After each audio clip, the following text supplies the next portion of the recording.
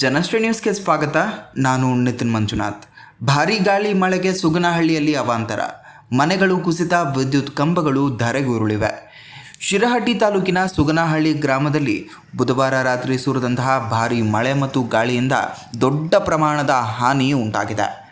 ಗಾಳಿಯ ತೀವ್ರತೆಗೆ ಮನೆಗಳ ಮೇಲ್ಛಾವಣಿಯ ತಗಡುಗಳು ಹಾರಿ ಹೋಗಿ ಕೆಲ ಮನೆಗಳು ಕುಸಿದು ಬಿದ್ದಿವೆ.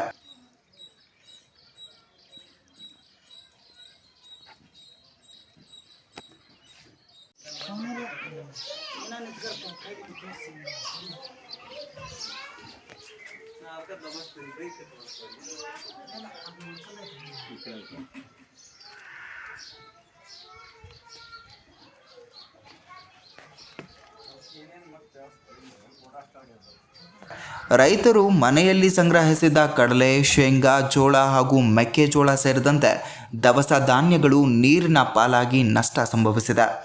ಗ್ರಾಮದಲ್ಲಿರುವ ಸರ್ಕಾರಿ ಪ್ರಾಥಮಿಕ ಶಾಲೆಯ ಸಮೀಪದ ಬೃಹತ್ ಬೇವಿನ ಮರ ಅರಳಿಕಟ್ಟೆ ರಸ್ತೆಗೆ ಉರುಳಿ ಬಿದ್ದ ಪರಿಣಾಮ ವಿದ್ಯುತ್ ಕಂಬಗಳು ಧರೆಗೆ ಉರುಳಿದ್ರೂ ಅದೃಷ್ಟವಶಾತ್ ಭಾರೀ ಅನಾಹುತ ತಪ್ಪಿದೆ. ಈ ಅವಾಂತರದ ಹಿನ್ನೆಲೆ ಅಧಿಕಾರಿಗಳು ಕೂಡಲೇ ಸ್ಥಳಕ್ಕೆ ಭೇಟಿ ನೀಡಿ ಪರಿಶೀಲನೆ ನಡೆಸಬೇಕು ಎಂದು ಗ್ರಾಮಸ್ಥರು ಆಗ್ರಹಿಸುತ್ತಿದ್ದಾರೆ.